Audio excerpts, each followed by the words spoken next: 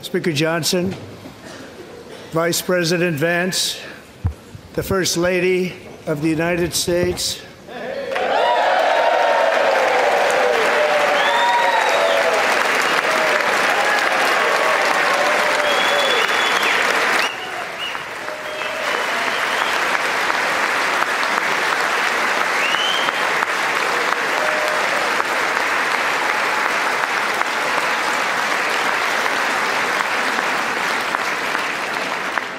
members of the United States Congress, thank you very much.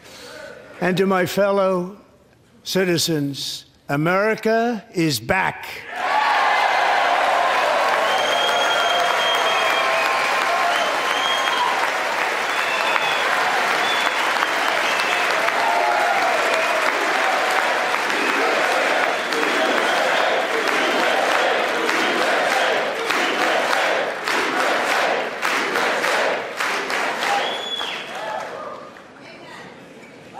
6 weeks ago, I stood beneath the dome of this Capitol and proclaimed the dawn of the golden age of America.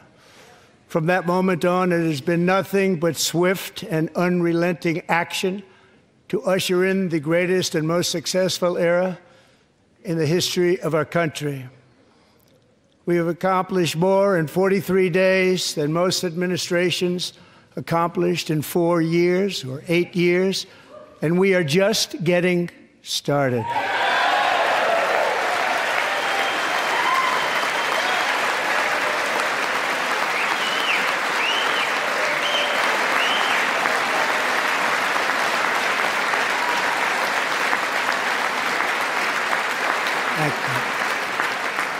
I return to this chamber tonight to report that America's momentum is back, our spirit is back, our pride is back, our confidence is back, and the American dream is surging bigger and better than ever before.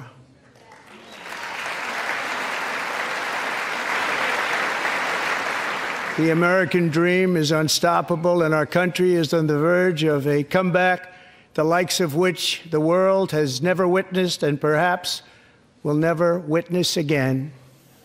There's never been anything like it.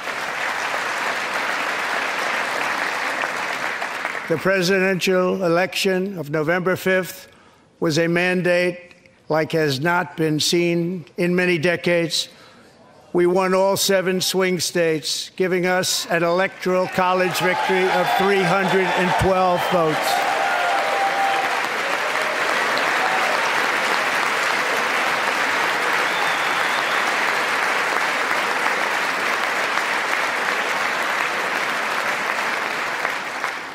We won the popular vote by big numbers and won counties in our country.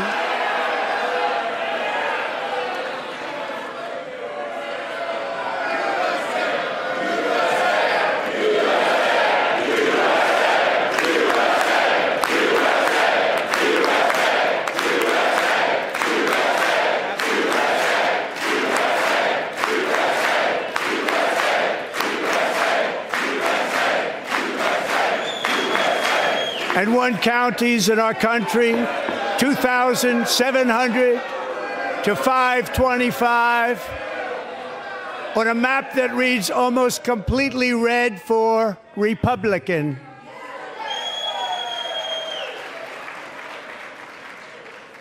Now, for the first time in modern history, more Americans believe that our country is headed in the right direction than the wrong direction. In fact, it's an astonishing record, 27-point swing, the most ever.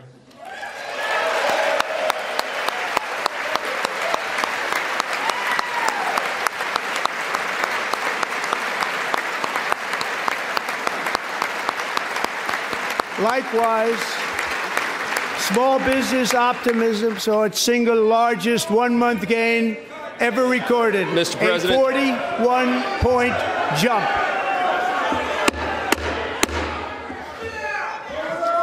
Members are directed to uphold and maintain decorum in the House and to cease any further disruptions. That's your warning.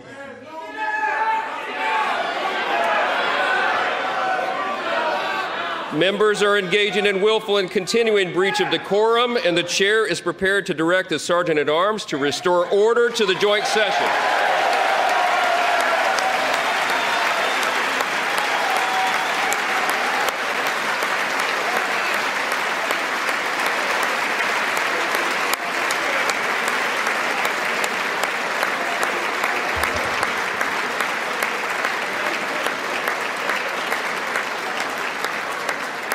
Mr. Green, take your seat. Take your seat, sir. Take your seat. Finding that members continue to engage in willful and concerted disruption of proper decorum, the chair now directs the Sergeant-at-Arms to restore order. Remove this gentleman from the chamber.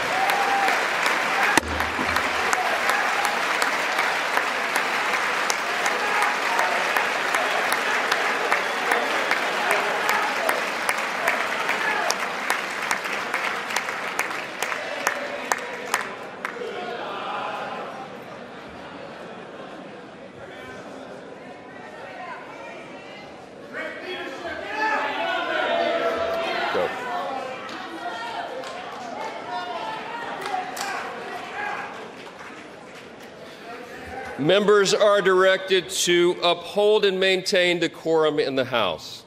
Mr. President, you continue. Thank you. Over the past 6 weeks, I have signed nearly 100 executive orders and taken more than 400 executive actions, a record to restore common sense, safety, optimism, and wealth all across our wonderful land. The people elected me to do the job, and I'm doing it.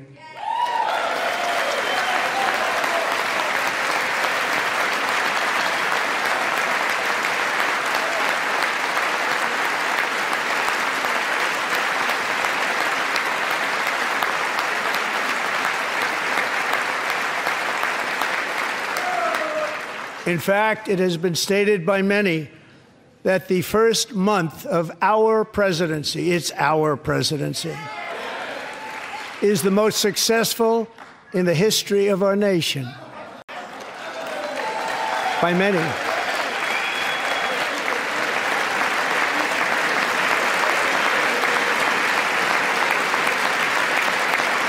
And what makes it even more impressive is that, do you know who number 2 is? George Washington. How about that? How about that? I don't know about that list, but we'll take it. Within hours of taking the oath of office, I declared a national emergency on our southern border, and I deployed the U.S. military and Border Patrol to repel the invasion of our country. And what a job they've done. As a result, illegal border crossings last month were by far the lowest ever recorded, ever.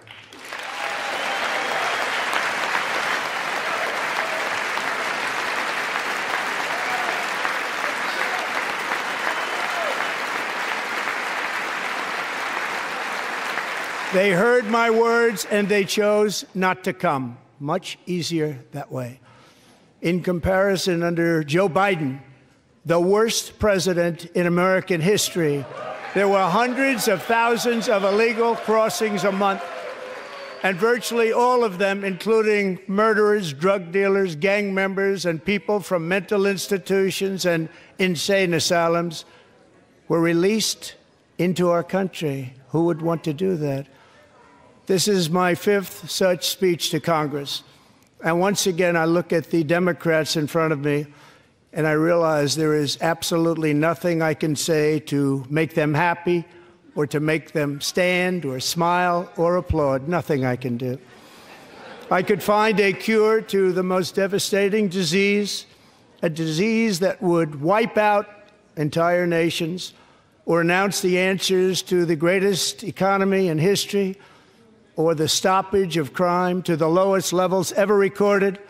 And these people sitting right here will not clap, will not stand, and certainly will not cheer for these astronomical achievements. They won't do it, no matter what. Five times I've been up here. It's very sad, and it just shouldn't be this way.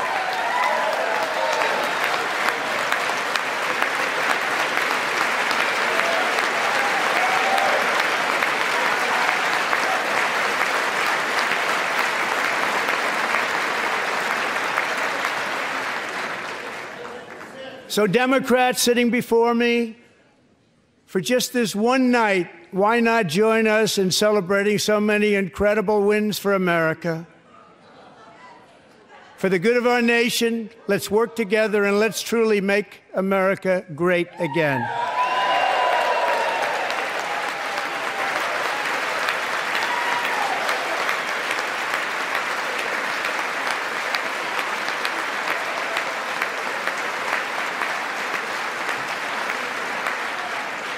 Every day, my administration is fighting to deliver the change America needs to bring a future that America deserves, and we're doing it.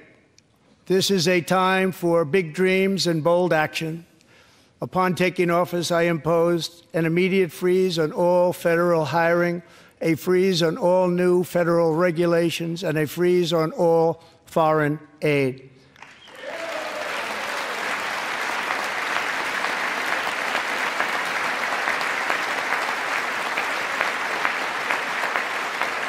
I terminated the ridiculous Green New Scam. I withdrew from the unfair Paris Climate Accord, which was costing us trillions of dollars that other countries were not paying. I withdrew from the corrupt World Health Organization.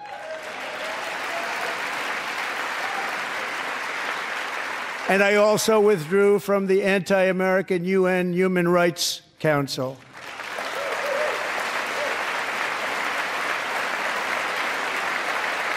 We ended all of Biden's environmental restrictions that were making our country far less safe and totally unaffordable. And importantly, we ended the last administration's insane electric vehicle mandate, saving our auto workers and companies from economic destruction.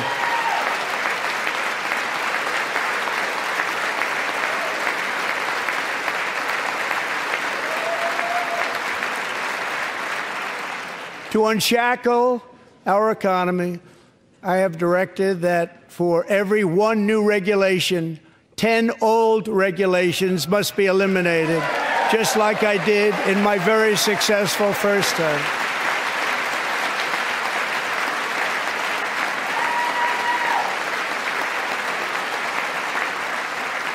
And in that first term, we set records on ending unnecessary rules and regulations like no other president had done before. We ordered all federal workers to return to the office. They will either show up for work in person or be removed from their job.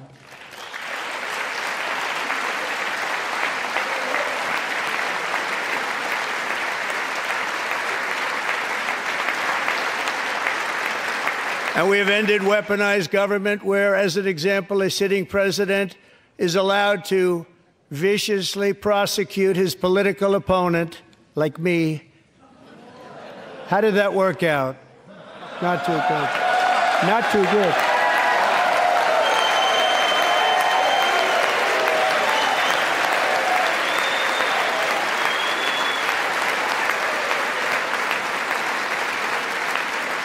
And I have stopped all government censorship and brought back free speech in America. It's back.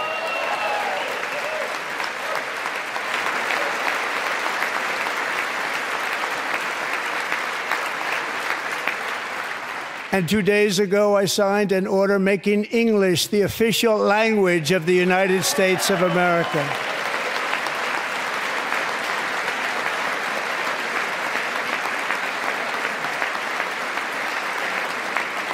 I renamed the Gulf of Mexico the Gulf of America.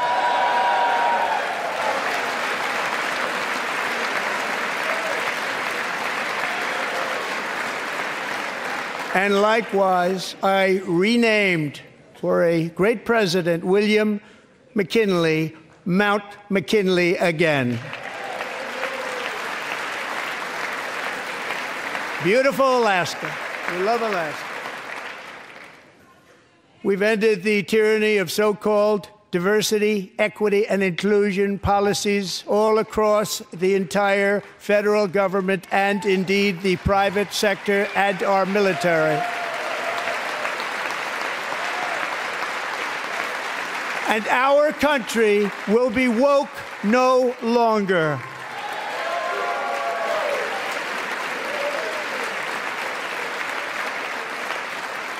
We believe that whether you are a doctor, an accountant, a lawyer, or an air traffic controller, you should be hired and promoted based on skill and competence, not race or gender. Very important.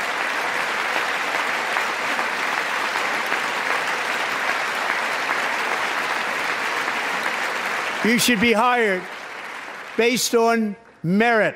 And the Supreme Court, in a brave and very powerful decision, has allowed us to do so. Thank you. Thank you very much. Thank you. We have removed the poison of critical race theory from our public schools, and I signed an order making it the official policy of the United States government that there are only two genders, male and female.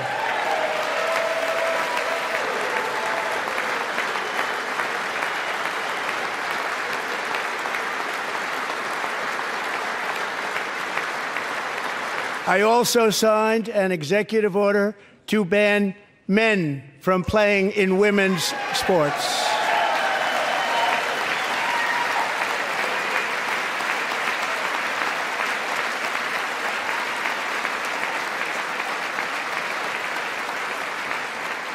Three years ago, Peyton McNabb was an all-star high school athlete, one of the best, preparing for a future in college sports.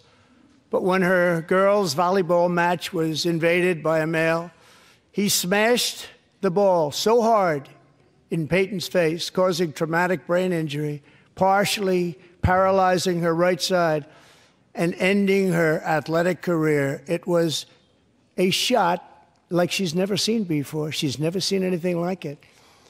Peyton is here tonight in the gallery, and Peyton, from now on, schools will kick the men off the girls' team, or they will lose all federal funding.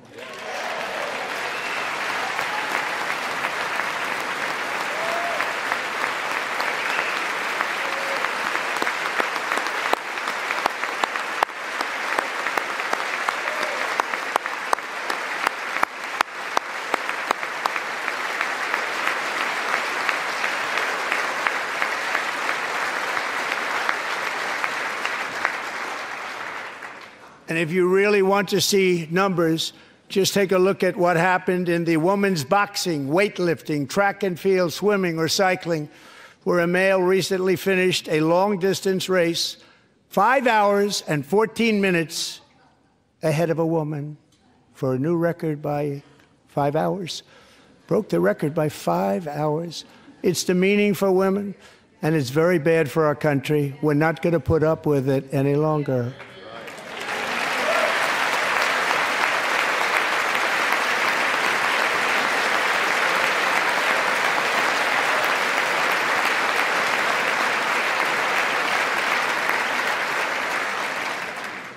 What I have just described is only a small fraction of the common sense revolution that is now, because of us, sweeping the entire world. Common sense has become a common theme, and we will never go back. Never. Never going to let that happen. Among my very highest priorities is to rescue our economy and get dramatic and immediate relief to working families. As you know, we inherited from the last administration an economic catastrophe and an inflation nightmare. Their policies drove up energy prices, pushed up grocery costs, and drove the necessities of life out of reach for millions and millions of Americans. They've never had anything like it. We suffered the worst inflation in 48 years, but perhaps even in the history of our country. They're not sure. As president, I'm fighting every day to reverse this damage and make America affordable again.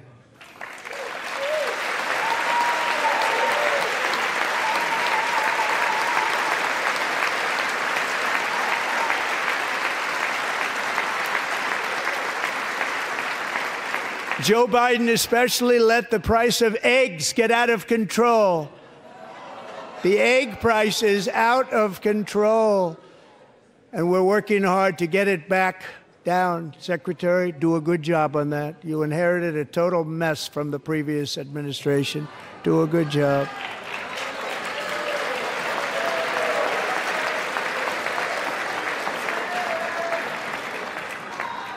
A major focus of our fight to defeat inflation is rapidly reducing the cost of energy. The previous administration cut the number of new oil and gas leases by 95%, slowed pipeline construction to a halt, and closed more than 100 power plants. We are opening up many of those power plants right now.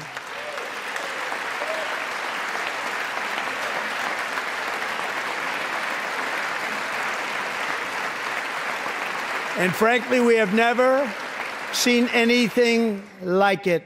That's why on my first day in office, I declared a national energy emergency.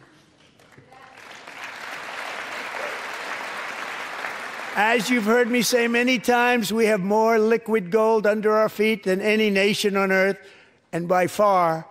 And now I fully authorize the most talented team ever assembled to go and get it. It's called Drill, Baby, Drill.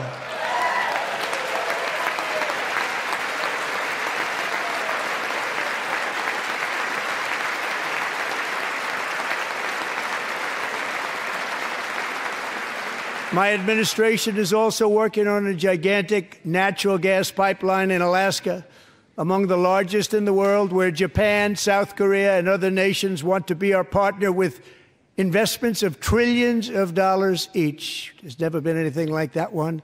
It will be truly spectacular. It's all set to go. The permitting is gotten. And later this week, I will also take historic action to dramatically expand production of critical minerals and rare earths here in the USA.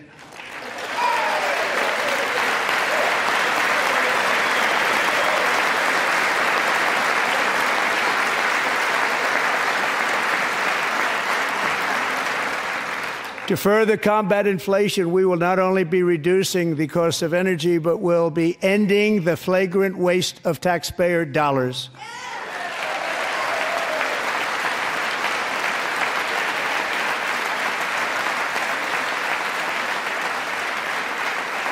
And to that end, I have created the brand new Department of Government Efficiency, GOGE. Perhaps you've heard of it. Perhaps.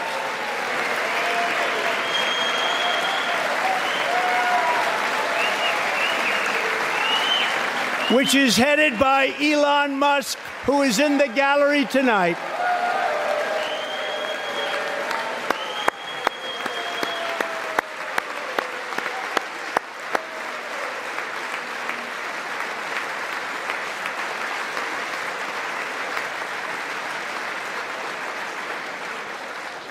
Thank you, Elon. He's working very hard. He didn't need this.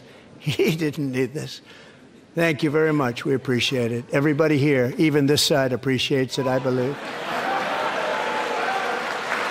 They just don't want to admit that. Just listen to some of the appalling waste we have already identified. $22 billion from HHS to provide free housing and cars for illegal aliens. $45 million for diversity, equity, and inclusion scholarships in Burma. $40 million to improve the social and economic inclusion of sedentary migrants. Nobody knows what that is. $8 million to promote LGBTQI+ in the African nation of Lesotho, which nobody has ever heard of. $60 million for indigenous peoples and Afro-Colombian empowerment in Central America. $60 million. $8 million for making mice transgender. This is real. $32 million for a left-wing propaganda operation in Moldova. $10 million for male circumcision in Mozambique. $20 million for the Arab Sesame Street in the Middle East. It's a program. $20 million for a program. $1.9 billion to recently created Decarbonization of Homes Committee, headed up, and we know she's involved. Just at the last moment, the money was passed over by a woman named Stacey Abrams. Have you ever heard of her? A $3.5 million consulting contract for lavish fish monitoring. $1.5 million for voter confidence in Liberia. $14 million for social cohesion in Mali. $59 million for illegal alien hotel rooms in New York City. He's a real estate developer. He's done very well. $250,000 to increase vegan local climate action innovation in Zambia. $42 million for social and behavior change in Uganda. $14 million for improving public procurement in Serbia. $47 million for improving learning outcomes in Asia. Asia's doing very well with learning. I don't know what we're doing. We should use it ourselves. And $101 million for DEI contracts at the Department of Education, the most ever paid, nothing even like it. Under the Trump administration, all of these scams, and they're far worse, but I didn't think it was appropriate to talk about them. They're so bad. Many more have been found out and exposed and swiftly terminated by a group of very intelligent, mostly young people, headed up by Elon, and we appreciate it. We found hundreds of billions of dollars of fraud.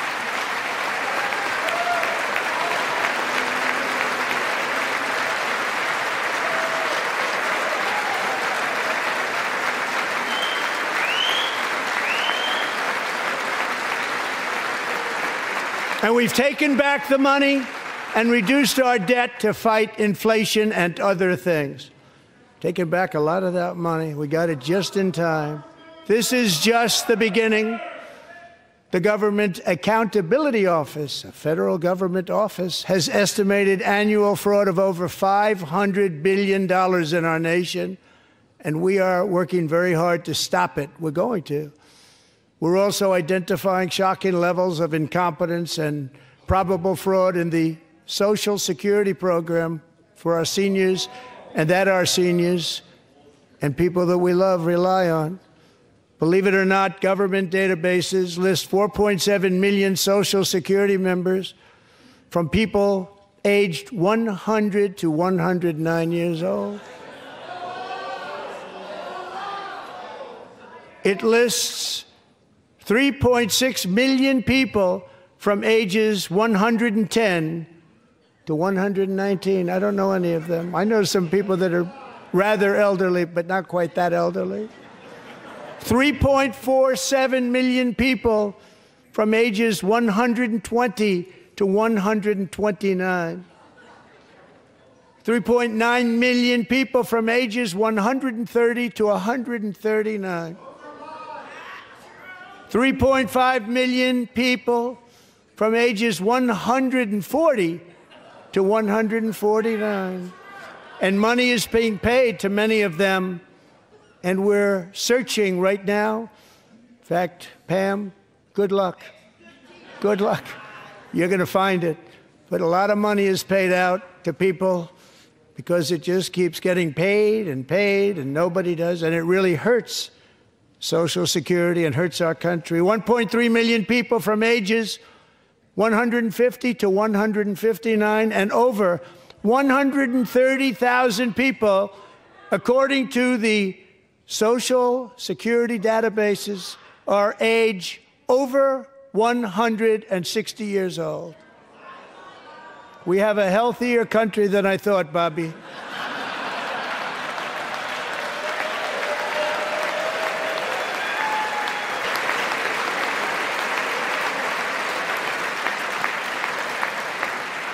including, to finish, 1,039 people between the ages of 220 and 229, one person between the age of 240 and 249, and one person is listed at 360 years of age. More than 100 years older than our country. But we're going to find out where that money's going, and it's not going to be pretty. By slashing all of the fraud, waste, and theft we can find, we will defeat inflation, bring down mortgage rates, lower car payments and grocery prices, protect our seniors, and put more money in the pockets of American families.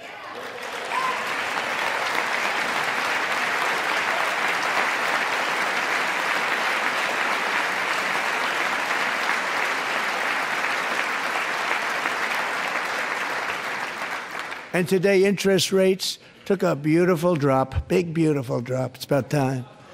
And in the near future, I want to do what has not been done in 24 years, balance the federal budget. We're going to balance it.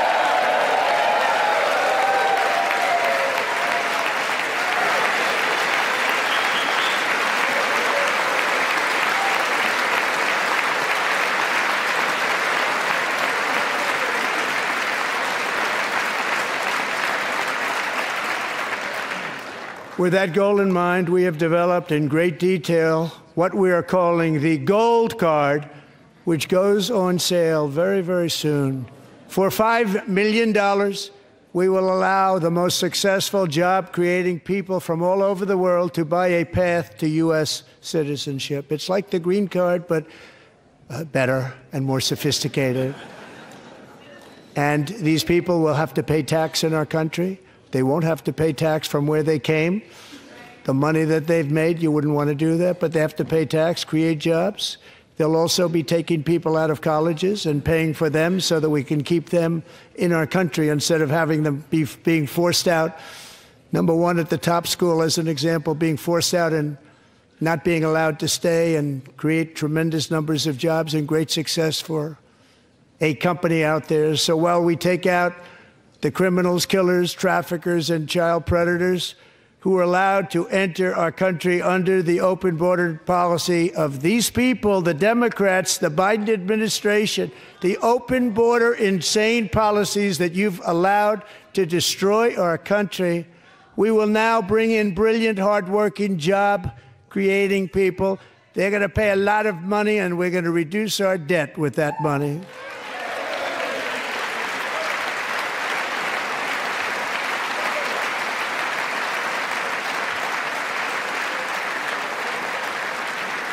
Americans have given us a mandate for bold and profound change.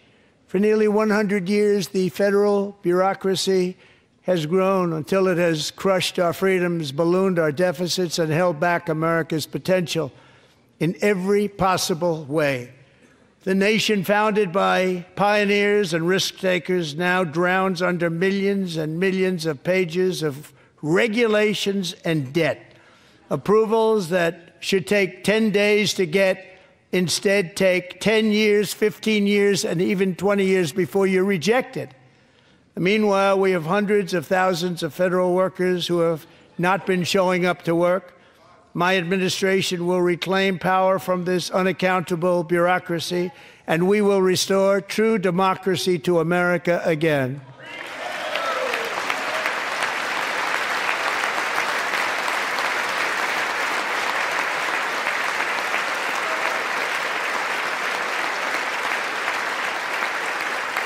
And any federal bureaucrat who resists this change will be removed from office immediately. Because we are draining the swamp. It's very simple. And the days of rule by unelected bureaucrats are over.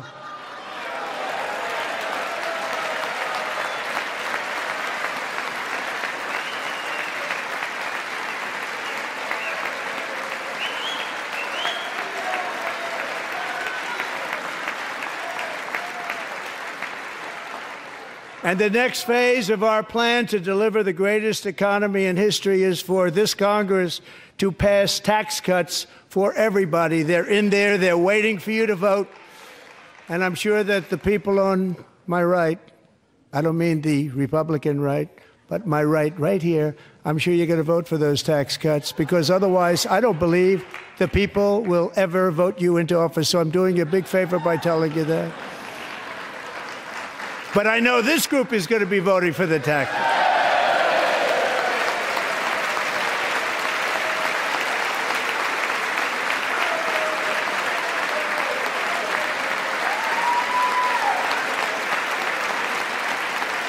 Thank you.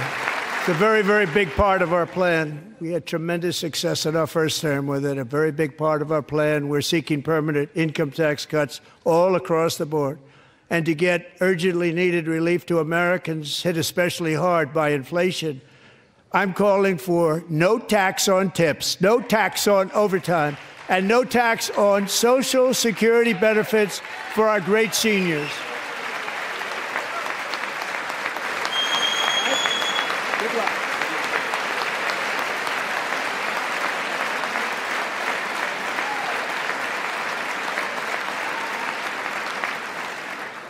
And I also want to make interest payments on car loans tax deductible, but only if the car is made in America.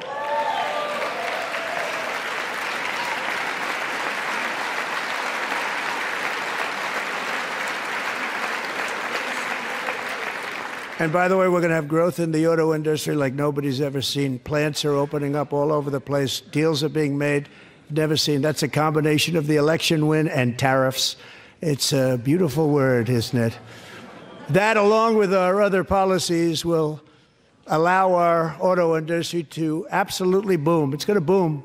Spoke to the majors today, all three, the top people, and they're so excited. In fact, already numerous car companies have announced that they will be building massive automobile plants in America, with Honda just announcing a new plant in Indiana, one of the largest anywhere in the world.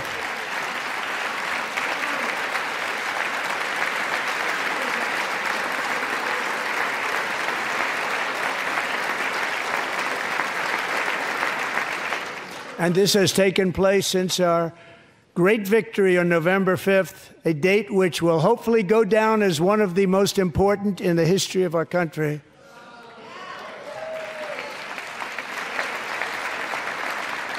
In addition, as part of our tax cuts, we want to cut taxes on domestic production and all manufacturing. And just as we did before, we will provide 100% expensing. It will be retroactive to January 20th, 2025. And it was one of the main reasons why our tax cuts were so successful in our first term, giving us the most successful economy in the history of our country, first term. We had a great first term.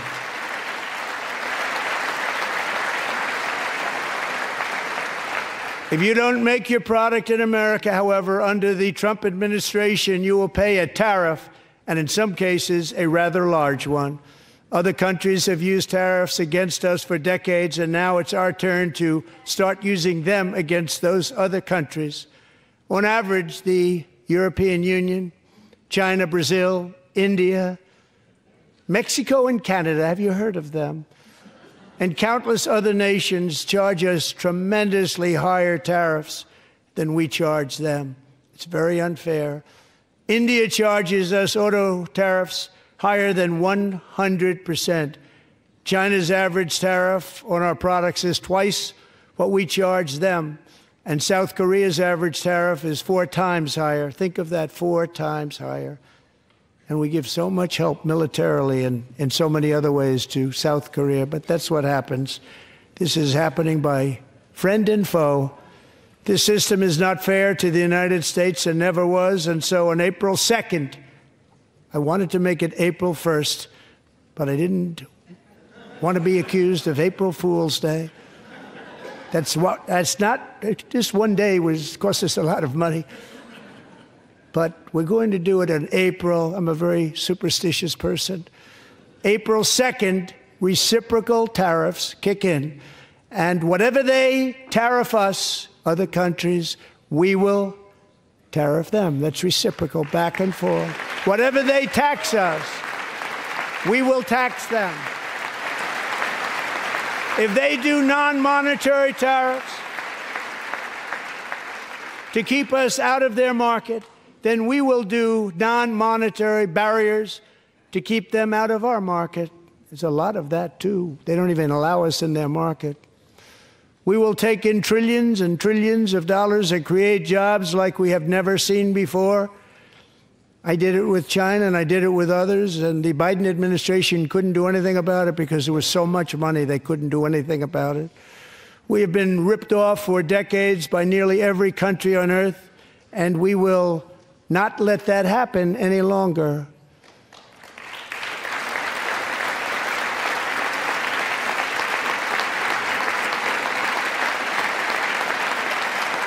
Much has been said over the last 3 months about Mexico and Canada, but we have very large deficits with both of them. But even more importantly, they've allowed fentanyl to come into our country at levels never seen before, killing hundreds of thousands of our citizens and many very young, beautiful people, destroying families. Nobody's ever seen anything like it. They are, in effect, receiving subsidies of hundreds of billions of dollars. We pay subsidies to Canada and to Mexico of hundreds of billions of dollars, and the United States will not be doing that any longer. We're not going to do it any longer.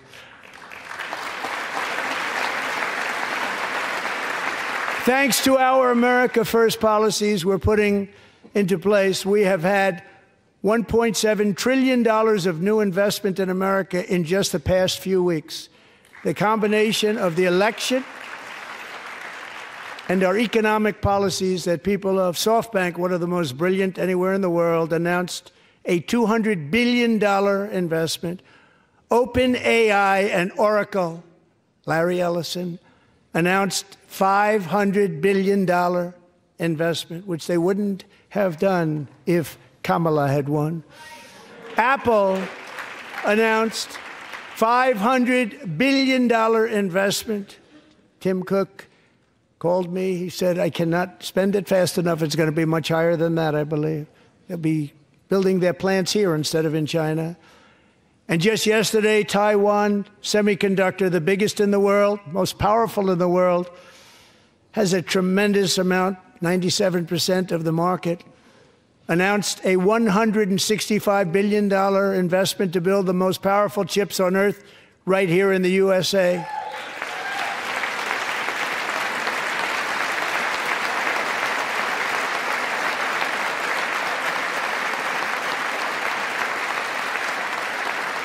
And we're not giving them any money. Your CHIPS Act is a horrible, horrible thing. We give hundreds of billions of dollars, and it doesn't mean a thing. They take our money and they don't spend it. All that meant to them, we're giving them no money. All that was important to them was they didn't want to pay the tariffs, so they came and they're building, and many other companies are coming. We don't have to give them money. We just want to protect our businesses and our people. And they will come because they won't have to pay tariffs if they build in America. So it's very amazing. You should get rid of the CHIP Act, and whatever's left over, Mr. Speaker, you should use it to reduce debt or any other reason you want to.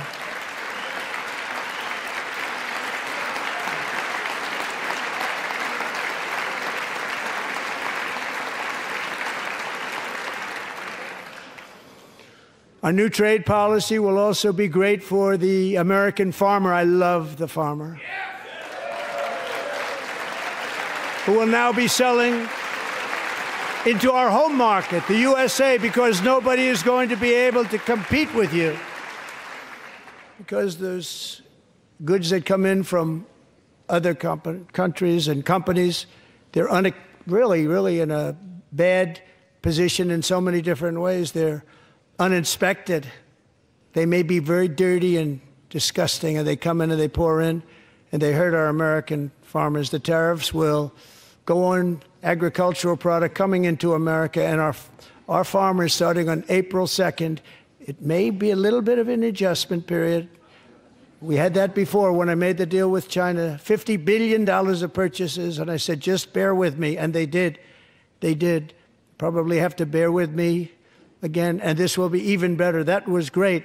The problem with it was that Biden didn't enforce it. He didn't enforce it. $50 billion of purchases, and we were doing great, but Biden did not enforce it, and it hurt our farmers. But our farmers are going to have a field day right now. So to our farmers, have a lot of fun. I love you too. I love you too. It's all going to happen.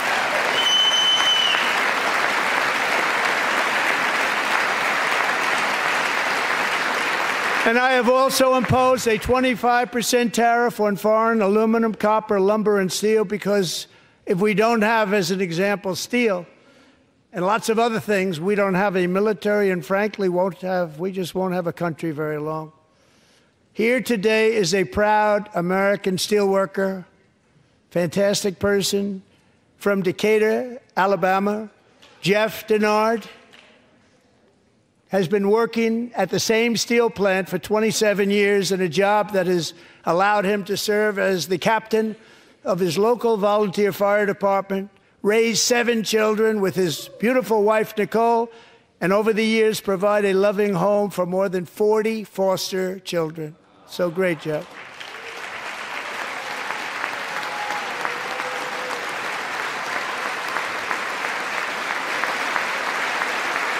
Thank you, Jeff. Thank you, Jeff.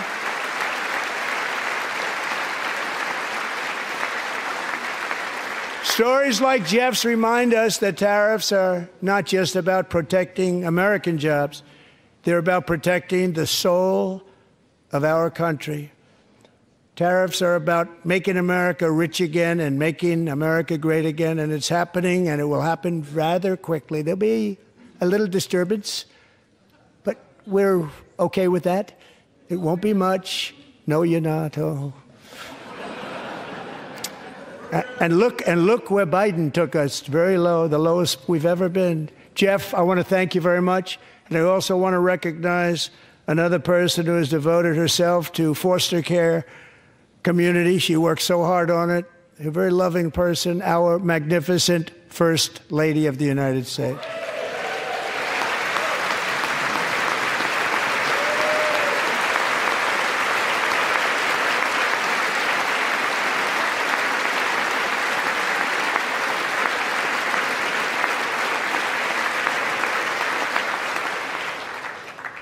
Melania's work has yielded incredible results, helping prepare our nation's future leaders as they enter the workforce.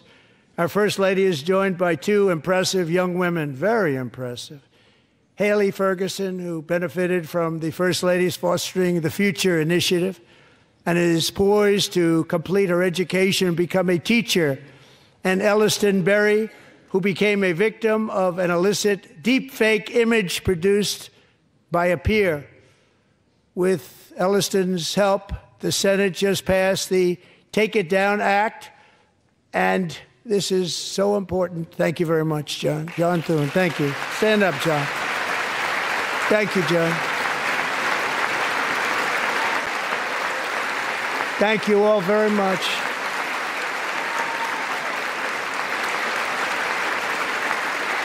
Thank you. And thank you to John Thune and the Senate. Great job. To criminalize the publication of such images online is a terrible, terrible thing. And once it passes the House, I look forward to signing that bill into law.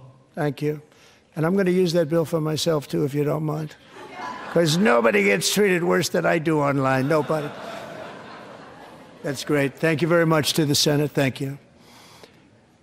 But if we truly care about protecting Americans' children, no step is more crucial than securing America's borders. Over the past 4 years, 21 million people poured into the United States. Many of them were murderers, human traffickers, gang members, and other criminals from the streets of dangerous cities all throughout the world. Because of Joe Biden's insane and very dangerous open border policies, they are now strongly embedded in our country, but we are getting them out and getting them out fast.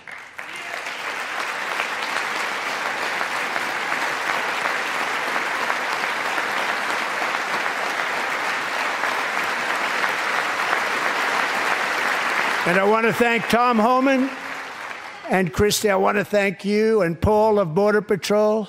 I want to thank you. What a job they've all done. Everybody, Border Patrol, ICE, law enforcement in general is incredible. We have to take care of our law enforcement. Have to.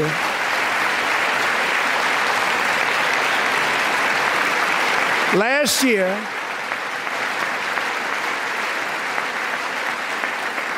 a brilliant 22-year-old nursing student named Laken Riley, the best in her class, admired by everybody, went out for a jog on the campus of the University of Georgia. That morning, Laken was viciously attacked, assaulted, beaten, brutalized, and horrifically murdered. Laken was stolen from us by a savage illegal alien gang member who was arrested while trespassing across Biden's open southern border and then set loose into the United States under the heartless policies of that failed administration. It was indeed a failed administration. He had then been arrested and released in a Democrat-run sanctuary city, a disaster, before ending the life of this beautiful young angel. With us this evening are Laken's beloved mother, Allison, and her sister, Lauren.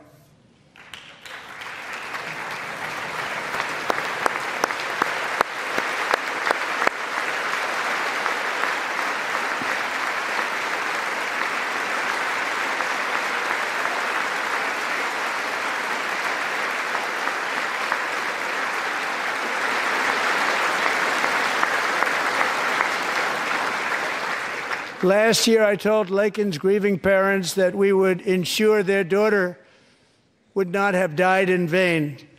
That's why the very first bill I signed into law as your 47th president mandates the detention of all dangerous criminal aliens who threaten public safety. It's a very strong, powerful act.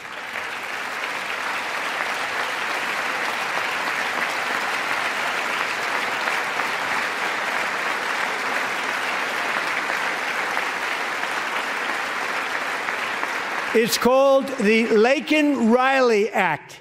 So Allison and Lauren, America will never, ever forget our beautiful Laken Hope Riley.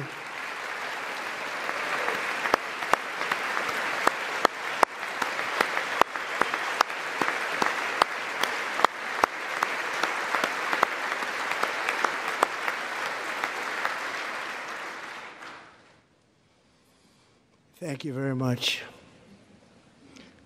Since taking office, my administration has launched the most sweeping border and immigration crackdown in American history, and we quickly achieved the lowest numbers of illegal border crossers ever recorded. Thank you.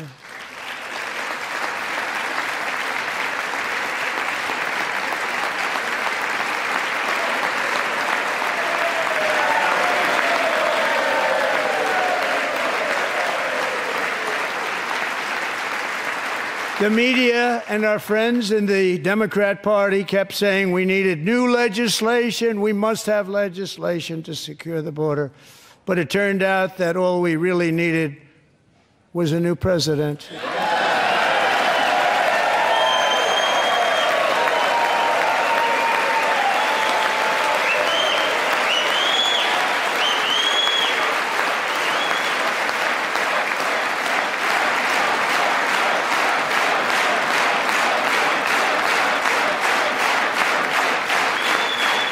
Thank you.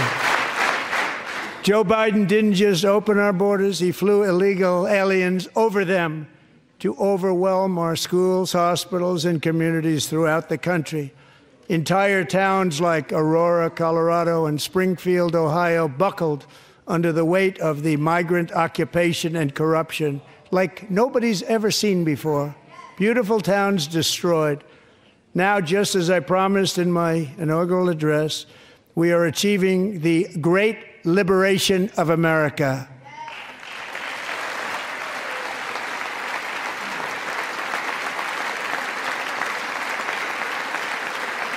But there still is much work to be done. Here tonight is a woman I have gotten to know Alexis Nungary from Houston. Wonderful woman. Last June, Alexis's 12-year-old daughter, her precious Jocelyn, walked to a nearby convenience store. She was kidnapped, tied up, assaulted for 2 hours under a bridge, and horrifically murdered.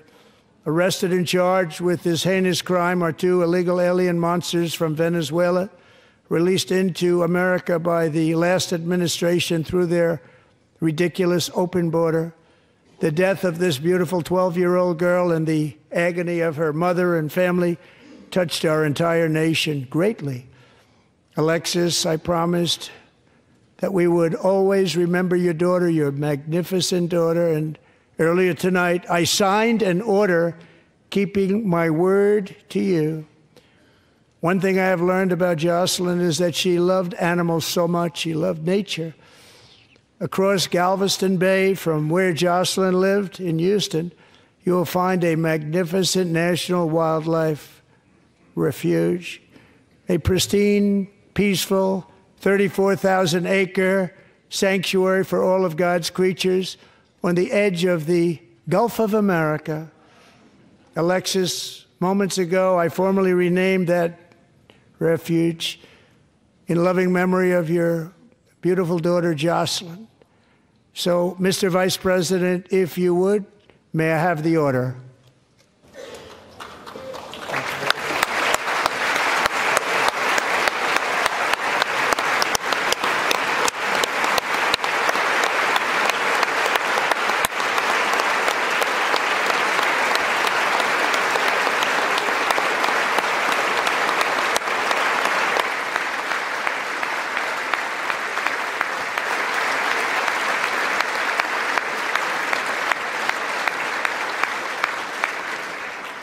Thank you very much.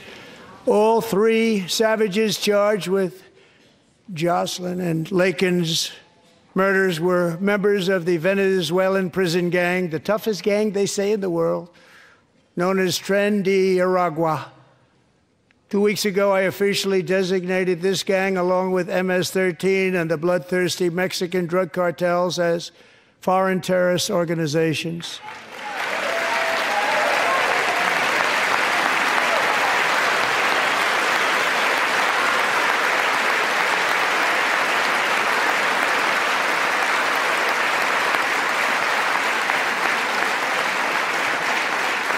They are now officially in the same category as ISIS, and that's not good for them. Countless thousands of these terrorists were welcomed into the U.S. by the Biden administration. But now every last one will be rounded up and forcibly removed from our country, or, if they're too dangerous, put in jails, standing trial in this country, because we don't want them to come back ever. With us this evening is a warrior on the front lines of that battle, Border Patrol Agent Roberto Ortiz. Great guy.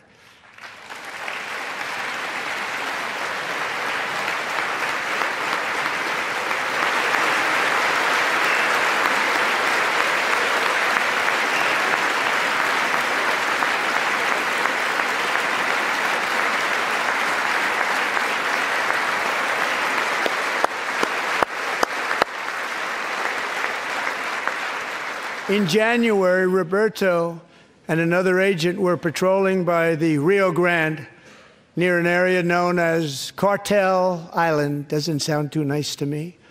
When heavily armed gunmen started shooting at them, Roberto saw that his partner was totally exposed, at great danger, and he leapt into action, returning fire and providing crucial seconds for his fellow agent to seek safety, just barely. I have some of the prints of that event, and it was not good. Agent Ortiz, we salute you for your great courage and for your line of fire that you took and for the bravery that you showed. We honor you, and we will always honor you. Thank you, Roberto, very much.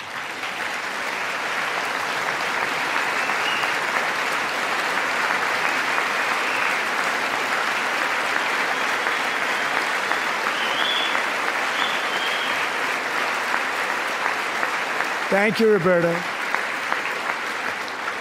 And I actually got to know him on my many calls to the border. He's a great gentleman. The territory to the immediate south of our border is now dominated entirely by criminal cartels that murder, rape, torture, and exercise total control. They have total control over a whole nation, posing a grave threat to our national security. The cartels are waging war on America, and it's time for America to wage war on the cartels, which we are doing.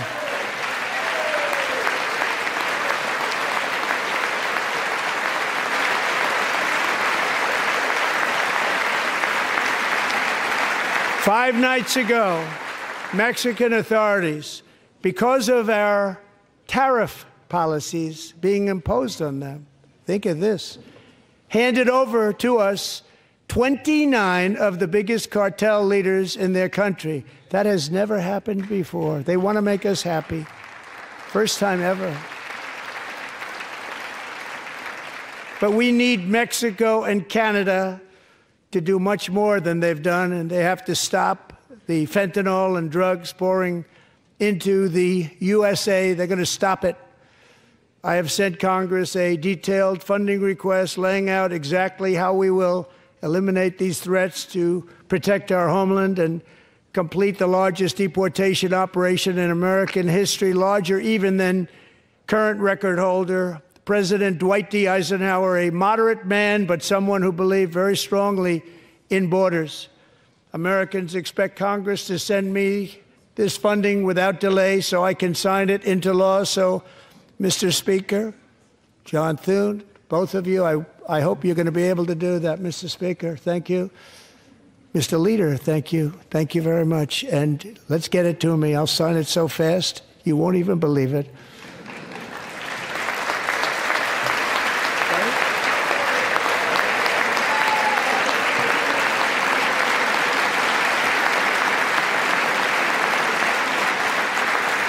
And as we reclaim our sovereignty, we must also bring back law and order to our cities and towns.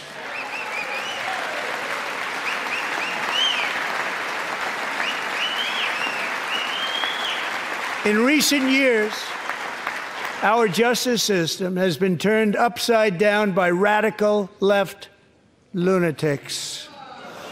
Many jurisdictions virtually ceased enforcing the law against dangerous repeat offenders while weaponizing law enforcement against political opponents like me. My administration has acted swiftly and decisively to restore fair, equal, and impartial justice under the constitutional rule of law, starting at the FBI and the DOJ. Pam, good luck. Cash, wherever you may be, good luck. Good luck. Pam Bondi. Good luck. So important. Going to do a great job. Cash, thank you. Thank you, Cash.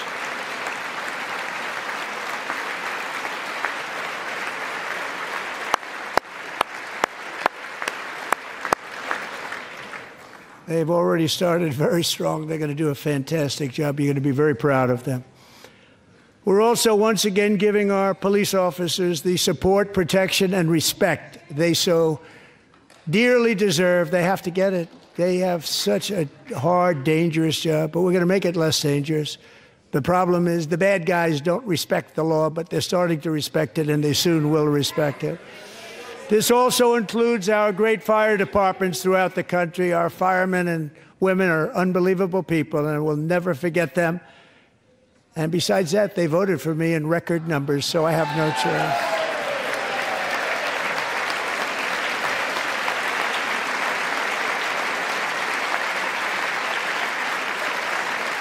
One year ago this month, 31-year-old New York police officer Jonathan Diller, unbelievably wonderful person and a great officer, was gunned down at a traffic stop on Long Island. I went to his funeral. The vicious criminal charged with his murder had 21 prior arrests, and they were rough arrests, too. He was a real bad one. The thug in the seat next to him had 14 prior arrests, and went by the name of Killer. He was Killer. He killed other people, they say, a lot of them. I attended Officer Diller's service, and when I met his wife and one-year-old son, Ryan, it was very inspirational, actually. His widow's name is Stephanie, and she is here tonight. Stephanie, thank you very much, Stephanie. Thank you very much.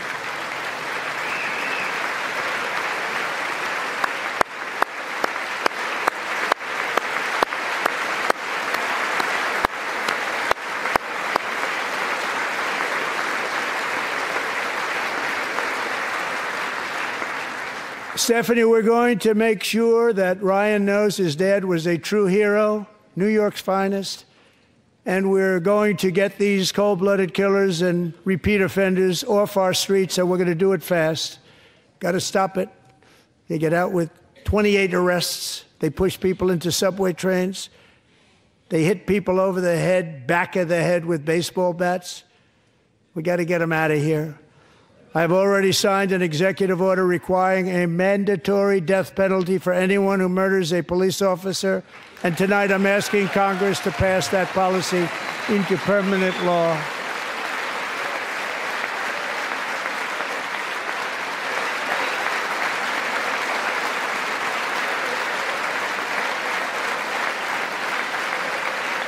I'm also asking for a new crime bill getting tough on repeat offenders while enhancing protections for America's police officers so they can do their jobs without fear of their lives being totally destroyed. They don't want to be killed.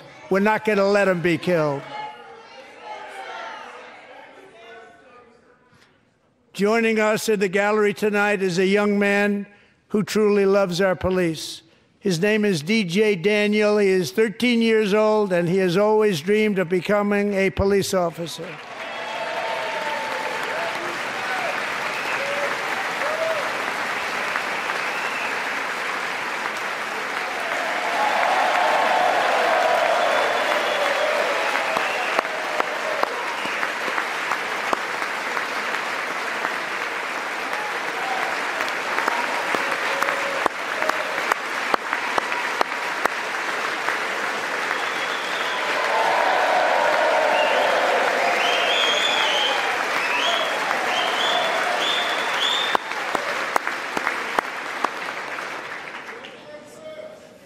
But in 2018, DJ was diagnosed with brain cancer.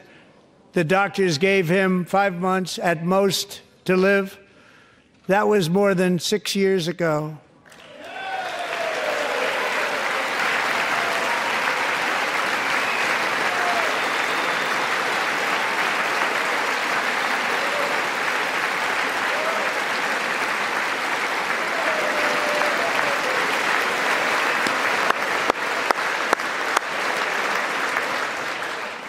Since that time, DJ and his dad have been on a quest to make his dream come true, and DJ has been sworn in as an honorary law enforcement officer, actually a number of times. The police love him, the police departments love him. And tonight, DJ, we're going to do you the biggest honor of them all. I am asking our new Secret Service Director, Sean Curran, to officially make you an agent of the United States Secret Service.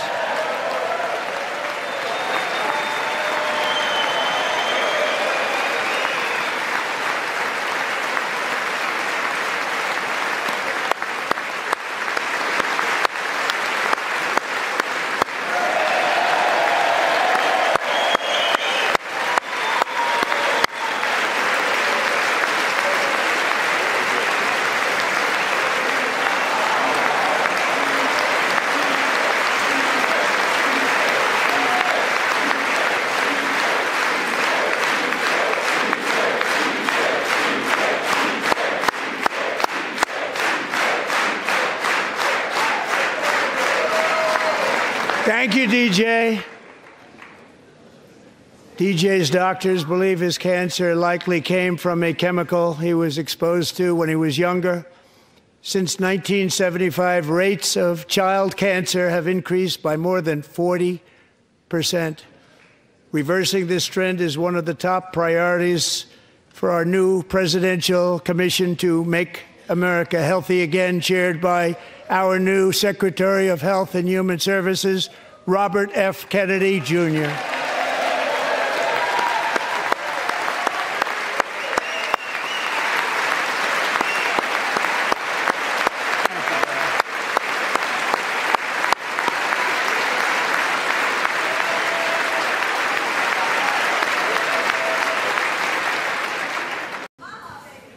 With the name Kennedy, you would have thought everybody over here would have been cheering. How quickly they forget. Our goal is to get toxins out of our environment, poisons out of our food supply, and keep our children healthy and strong. As an example, not long ago, and you can't even believe these numbers, 1 in 10,000 children had autism, 1 in 10,000. And now it's 1 in 36. There's something wrong. 1 in 36. Think of that. So we're going to find out what it is, and there's nobody better than Bobby and all of the people that are working with you. You have the best to figure out what is going on. Okay, Bobby? Good luck. It's a very important job. Thank you. Go get him.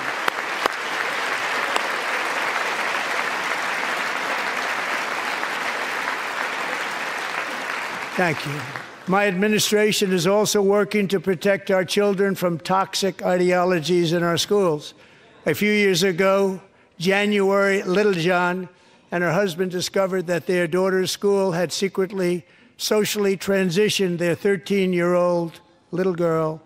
Teachers and administrators conspired to deceive January and her husband while encouraging her daughter to use a new name and pronouns. They, them pronoun, actually, all without telling January, who is here tonight and is now a courageous advocate against this form of child abuse. January, thank you. Thank you. Thank you very much.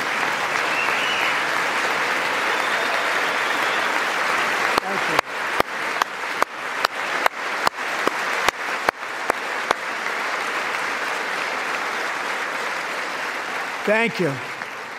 Stories like this are why, shortly after taking office, I signed an executive order banning public schools from indoctrinating our children with transgender ideology.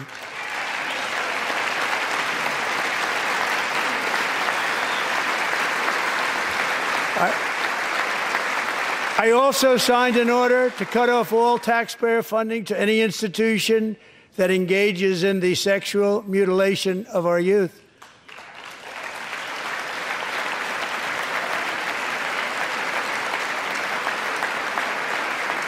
And now I want Congress to pass a bill permanently banning and criminalizing sex changes on children and forever ending the lie that any child is trapped in the wrong body.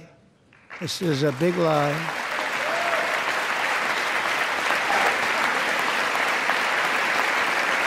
And our message to every child in America is that you are perfect exactly the way God made you.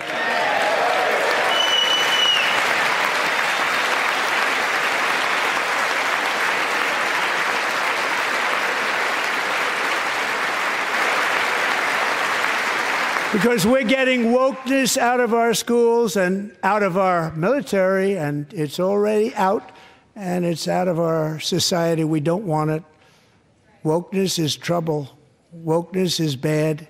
It's gone. It's gone. And we feel so much better for it, don't we? Don't we feel better? Our service members won't be activists and ideologues. They will be fighters and warriors. They will fight for our country. And Pete, congratulations. Secretary of Defense, congratulations.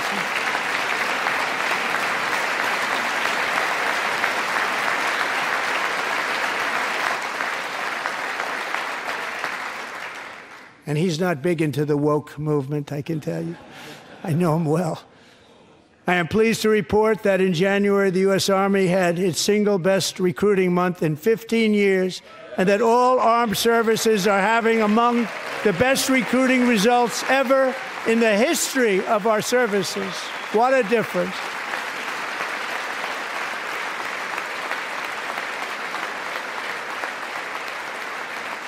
And you know, it was just a few months ago where the results were exactly the opposite. We couldn't recruit anywhere. We couldn't recruit. Now we're having the best results just about that we've ever had. What a tremendous turnaround. It's really a beautiful thing to see. People love our country again. It's very simple. They love our country, and they love being in our military again.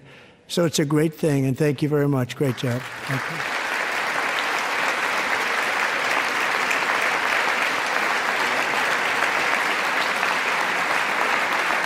We're joined tonight by a young man, Jason Hartley, who knows the weight of that call of duty. Jason's father, grandfather, and great-grandfather all wore the uniform. Jason tragically lost his dad, who was also a Los Angeles County Sheriff's deputy when he was just a boy, and now he wants to carry on the family legacy of service. Jason is a senior in high school, a 6-letter varsity athlete, a really good athlete, they say, a brilliant student with a 4.46, that's good, GPA. And his greatest dream is to attend the U.S. Military Academy at West Point.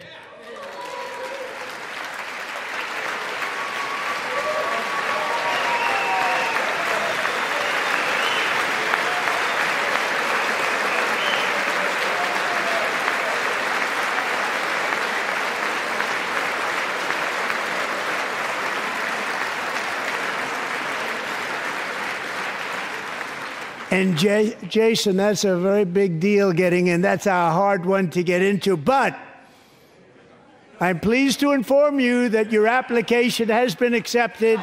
You will soon be joining the Corps of Cadets.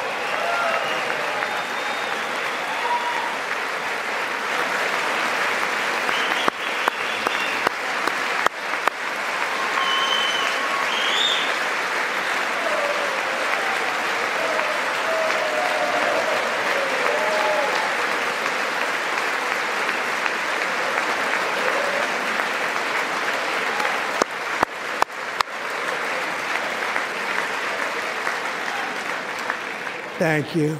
Jason, you're going to be on the long gray line, Jason. As Commander-in-Chief, my focus is on building the most powerful military of the future. As a first step, I'm asking Congress to fund a state-of-the-art Golden Dome missile defense shield to protect our homeland, all made in the USA.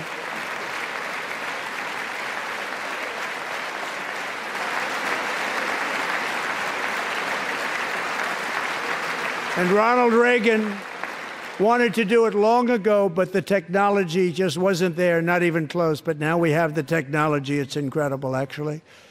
And other places, they have it. Israel has it. Other places have it. And the United States should have it too, right, Tim, right? They should have it too. So I want to thank you. But it's a very, very important. This is a very dangerous world. We should have it. We want to be protected, and we're going to protect our citizens like never before. To boost our defense industrial base, we are also going to resurrect the American shipbuilding industry, including commercial shipbuilding and military shipbuilding.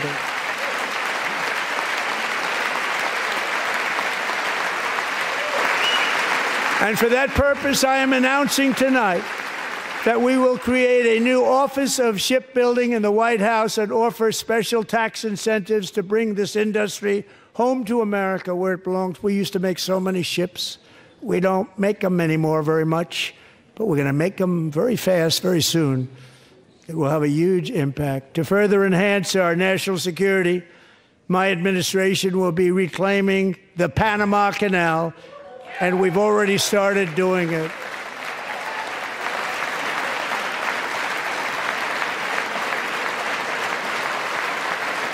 Just today, a large American company announced they are buying both ports around the Panama Canal and lots of other things having to do with the Panama Canal and a couple of other canals.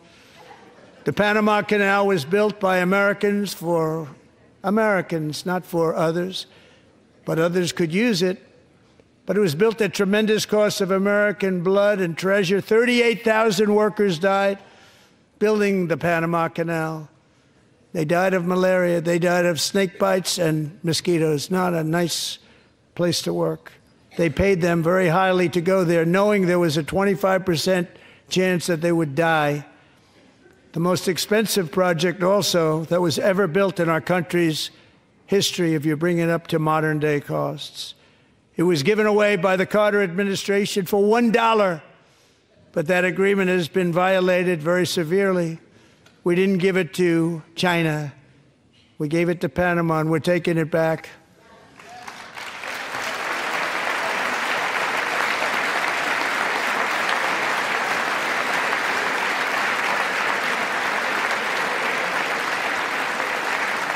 Now we have Marco Rubio in charge. Good luck, Marco. Now, we know who to blame if anything goes wrong. Marco's been amazing, and he's going to do a great job. Think of it. He got 100 votes. You know, he was approved with actually 99, but the 100th was this gentleman, and I feel very certain. So let's assume he got 100 votes. And I'm either very, very happy about that or I'm very concerned about it. But he's already proven. I mean, he's a great gentleman. He's respected by everybody, and we appreciate you voting for Marco. He's going to do a fantastic job. Thank you. Thank you. He's doing a great job. Great job. And I also have a message tonight for the incredible people of Greenland. We strongly support your right to determine your own future. And if you choose, we welcome you into the United States of America. We need Greenland for national security and even international security, and we're working with everybody involved to try and get it. But we need it really for international world security, and I think we're going to get it. One way or the other, we're going to get it. We will keep you safe. We will make you rich, and together we will take Greenland to heights like you have never thought possible before. It's a very small population, but very, very large piece of land and very, very important for military security. America is once again standing strong against the forces of radical Islamic terrorism. 3.5 years ago, ISIS terrorists killed 13 American service members and countless others in the Abbey Gate bombing during the disastrous and incompetent withdrawal from Afghanistan. Not that they were withdrawing, it was the way they withdrew. Perhaps the most embarrassing moment in the history of our country. Tonight, I am pleased to announce that we have just apprehended the top terrorist responsible for that atrocity, and he is right now on his way here to face the swift sword of American justice.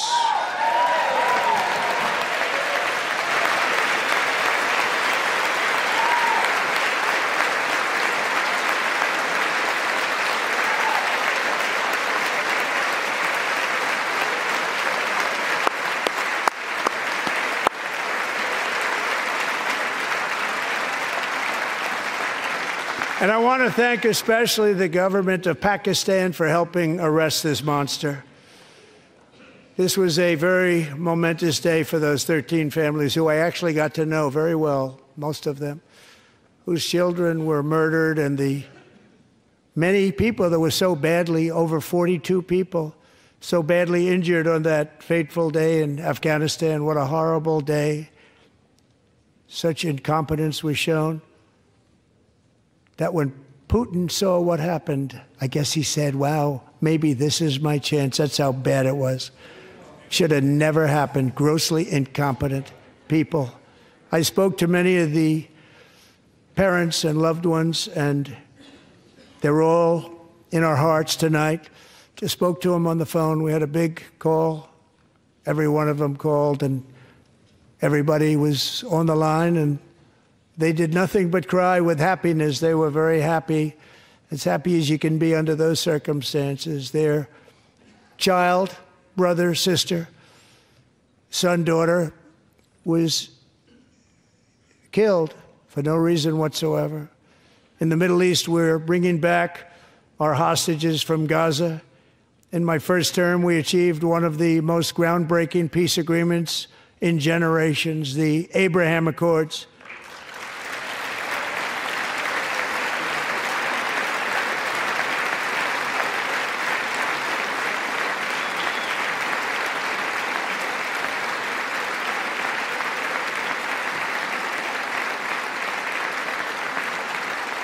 And now we're going to build on that foundation to create a more peaceful and prosperous future for the entire region. A lot of things are happening in the Middle East. People have been talking about that so much lately with everything going on with Ukraine and Russia.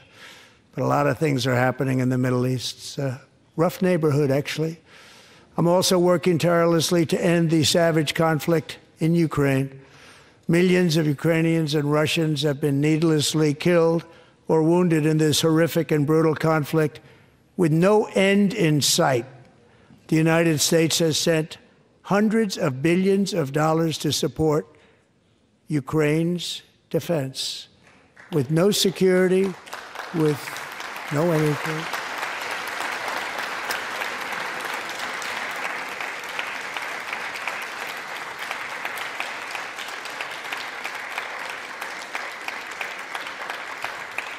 Do you want to keep it going for another 5 years? Yeah, you would say Pocahontas says yes.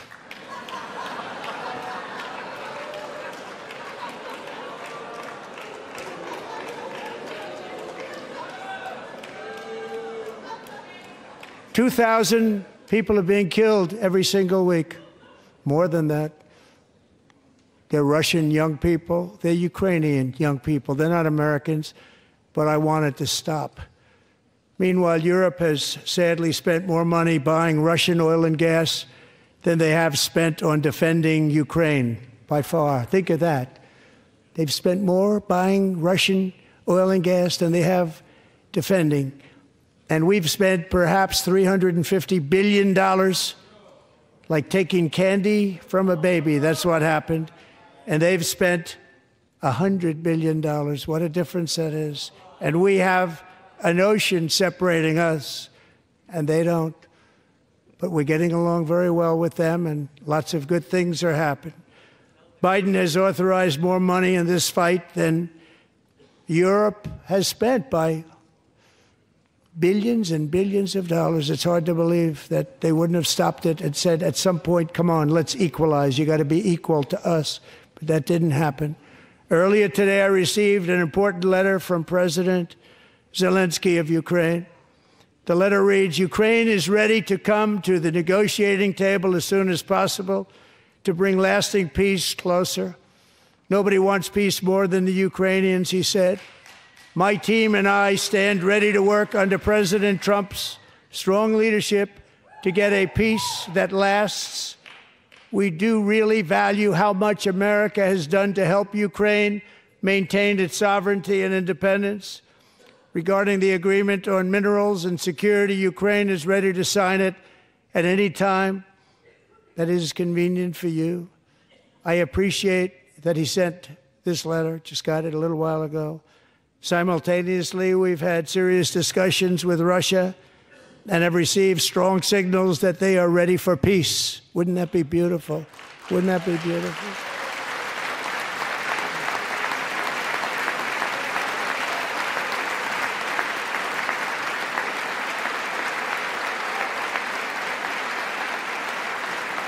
Wouldn't that be beautiful?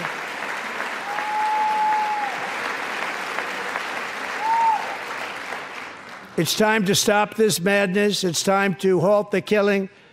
It's time to end this senseless war. If you want to end wars, you have to talk to both sides.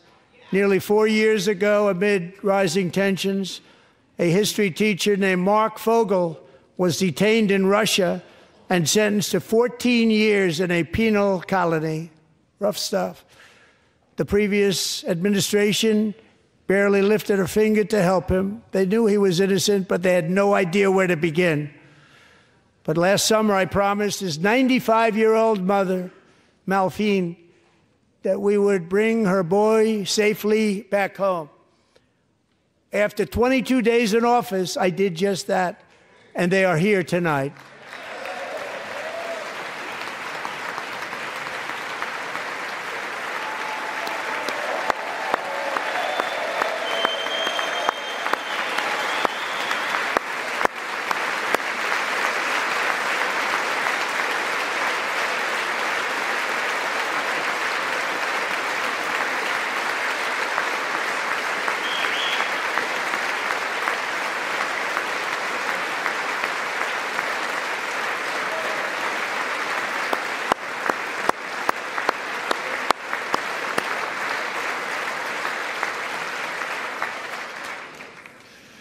To Mark and his great mom, we are delighted to have you safe and sound and with us.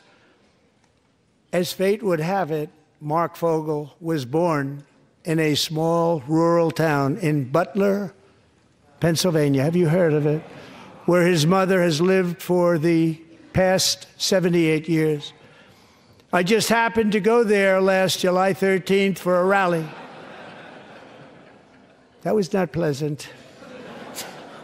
And that is where I met his beautiful mom right before I walked onto that stage. And I told her I would not forget what she said about her son. And I never did I? Never forgot.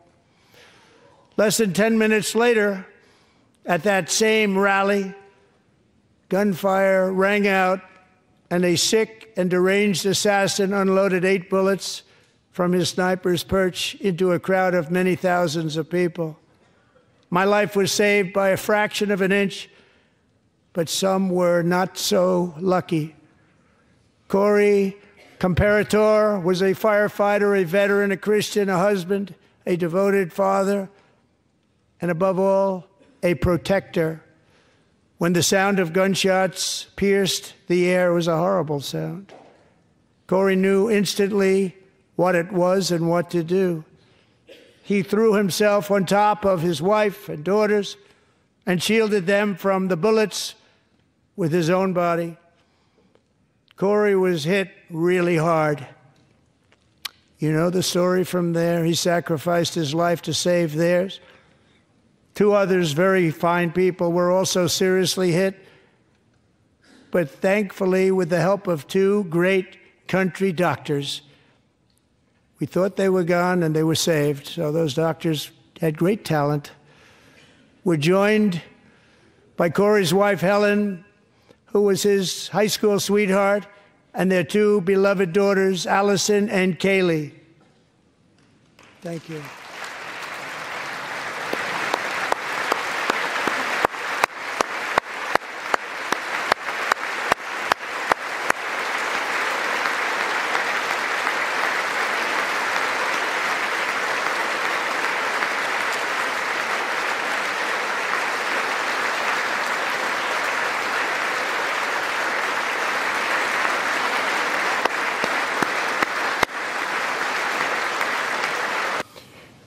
To Helen, Allison, and Kaylee, Corey is looking down on his 3 beautiful ladies right now, and he is cheering you on. He loves you.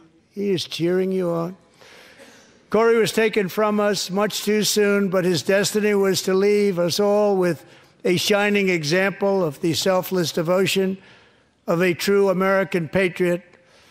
It was love like Corey's that built our country, and it's love like Corey's that is going to make our country more majestic than ever before. I believe that my life was saved that day in Butler for a very good reason. I was saved by God to make America great again. I believe that. Thank you. Thank you.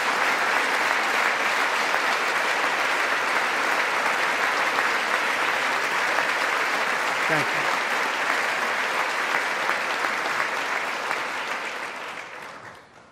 Thank you very much. From the Patriots of Lexington and Concord to the heroes of Gettysburg and Normandy, from the warriors who crossed the Delaware to the trailblazers who climbed the Rockies, and from the legends who soared at Kitty Hawk to the astronauts who touched the moon. Americans have always been the people who defied all odds, transcended all dangers, made the most extraordinary sacrifices, and did whatever it took to defend our children, our country, and our freedom. And as we have seen in this chamber tonight, that same strength, faith, love, and spirit is still alive and thriving in the hearts of the American people. Despite the best efforts of those who would try to censor us, silence us, break us, destroy us, Americans are today a proud, free, sovereign, and independent nation that will always be free, and we will fight for it till death. We will never let anything happen to our beloved country, because we are a country of doers, dreamers, fighters, and survivors. Our ancestors crossed a vast ocean, strode into the unknown wilderness, and carved their fortunes from the rock and soil of a perilous and very dangerous frontier. They chased our destiny across a boundless continent. They built the railroads, laid the highways, and graced the world with American marvels like the Empire State Building, the mighty Hoover Dam, and the towering Golden Gate Bridge. They lit the world with electricity, broke free of the force of gravity, fired up the engines of American industry, vanquished the communists, fascists, and Marxists all over the world, and gave us countless modern wonders sculptured out of iron, glass, and steel. We stand on the shoulders of these pioneers who won and built the modern age, these workers who poured their sweat into the skylines of our cities, these warriors who shed their blood on fields of battle and gave everything they had for our rights and for our freedom. Now it is our time to take up the righteous cause of American liberty. And it is our turn to take America's destiny into our own hands and begin the most thrilling days in the history of our country. This will be our greatest era. With God's help, over the next 4 years, we are going to lead this nation even higher, and we are going to forge the freest, most advanced, most dynamic, and most dominant civilization ever to exist on the face of this earth. We are going to create the highest quality of life, build the safest and wealthiest and healthiest and most vital communities anywhere in the world.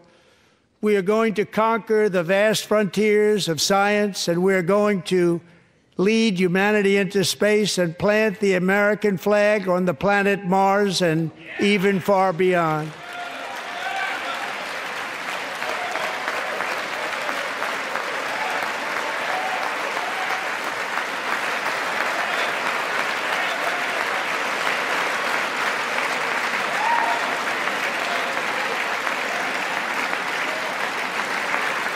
And through it all, we are going to rediscover the unstoppable power of the American spirit. And we are going to renew unlimited promise of the American dream. Every single day, we will stand up and we will fight, fight, fight for the country our citizens believe in and for the country our people deserve.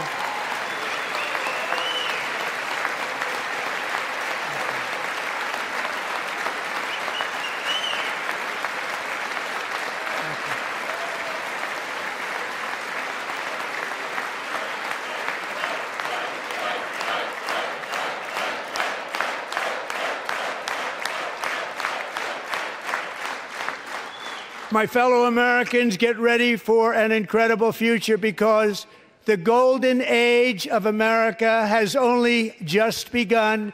It will be like nothing that has ever been seen before. Thank you, God bless you, and God bless America.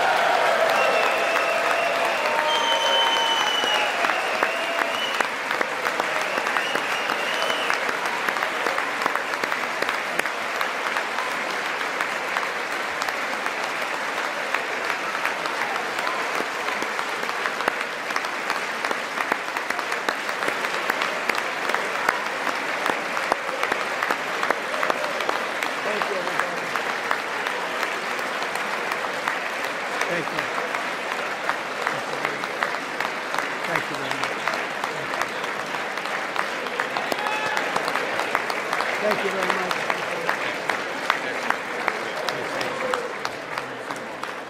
Thank you very much.